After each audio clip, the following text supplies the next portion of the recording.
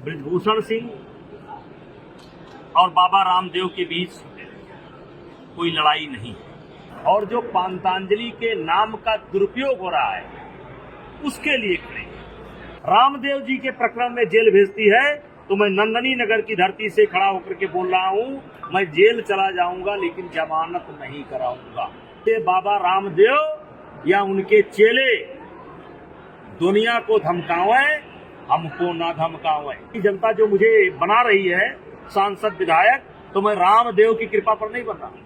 और अगर मैं गलत हूं तो मुझको गलत कहे, यदि रामदेव गलत है तो रामदेव को गलत कहे। नकली पनीर बन रहा है, नकली दूध बन रहा है, तो जनता को आगे आना होगा।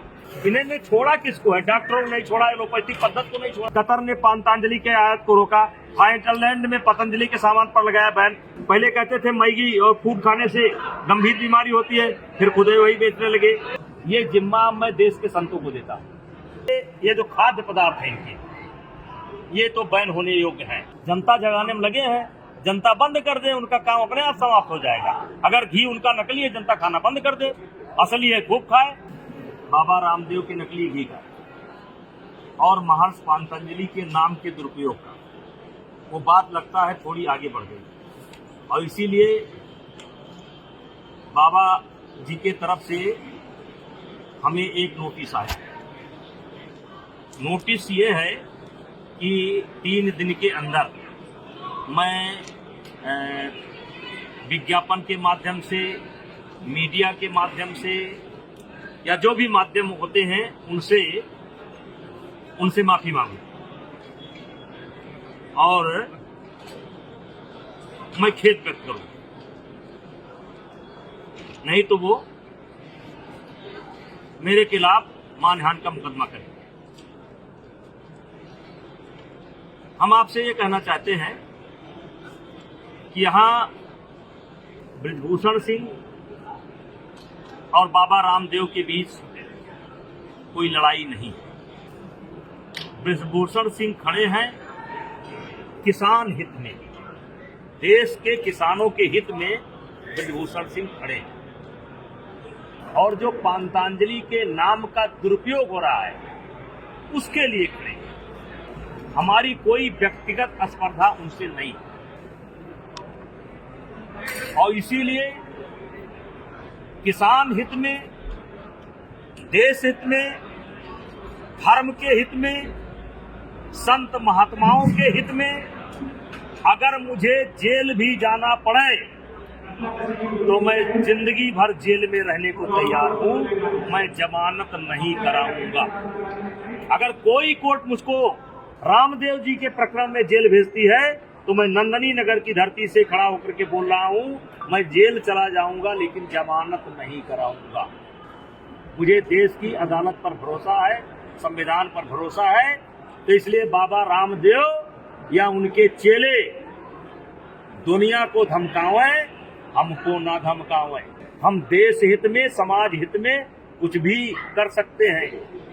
हम यहाँ पर जो बैठे हैं एक सामान्य परिवार में पैदा हुए और आज 6 बार से 7 बार से गोंडा की जनता, बलरामपुर की जनता, कैसरगंज की जनता जो मुझे बना रही है सांसद विधायक, तो मैं रामदेव की कृपा पर नहीं बन रहा, मैं जनता की कृपा पर बन रहा और जनता मेरे साथ है। और एक चीज मैंने ये तय किया है कि शीघ्र ही महर्षि पांतांजलि के जन्मभूमि पर पूरे देश के संतों का वो एक आह्वान करूंगा और 7 दिन तक वो कार्यक्रम चलेगा। और मैं संत महात्माओं से आग्रह करता हूं और स्वयं मिलकर के आग्रह करूंगा कि महर्षि पांतांजलि के नाम का दुरुपयोग और किसान के साथ हो रहे अन्याय का ये जो जन आंदोलन है, इस आंदोलन को संतों का आशीर्वाद मिलना चाहिए। क्योंकि आम आदमी जब थक जाता है, निराश हो जाता है, तो संत ही कमान उठाते हैं। और मैं देश के संतों से आह्वान कर रहा हूं कि महर्षि पतंजलि जी के भूमि पर आप आकर के अपना आशीर्वचन कहें, और अगर मैं गलत हूं तो मुझको गलत कहें। यदि रामदेव गलत है तो रामदेव को गलत कहें। आगे जैसा आप चाहेंगे वैसा मैं करूंगा। ये आंदोलन मैं अब देश के संतों को और देश के आम नागरिकों को समर्पित करता हूं, देश की जनता को समर्पित करता हूं। जनता जागरूक हो, किसान हित में, अपने बाल बच्चों के हित में, देश हित में जनता भी जागे। अगर उसके अगल बगल कहीं नकली घी बन रहा है, नकली प्रोटीन बन रहा है, नकली पनीर बन रहा है, नकली दूध बन रहा है, तो जनता को आगे आना होगा। मैं सरकार से मांग करता हूं, चाहे भारत सरकार हो, चाहे उत्तर प्रदेश की सरकार हो, चाहे उत्तराखंड की सरकार हो, सबसे मांग करता हूं कि आप इस पर पाबंदी करें, इसको देखें। इन्होंने एलोपैथिक पद्धति पर सवाल उठा दिया है, कोरोना की दवाई बना दी। इन्होंने छोड़ा किसको है? डॉक्टरों ने नहीं छोड़ा, एलोपैथिक पद्धति को नहीं छोड़ा, और फिर एलोपैथिक के शरण में जा रहे हैं। और इसीलिए दिया है कि इसको सब छापिए।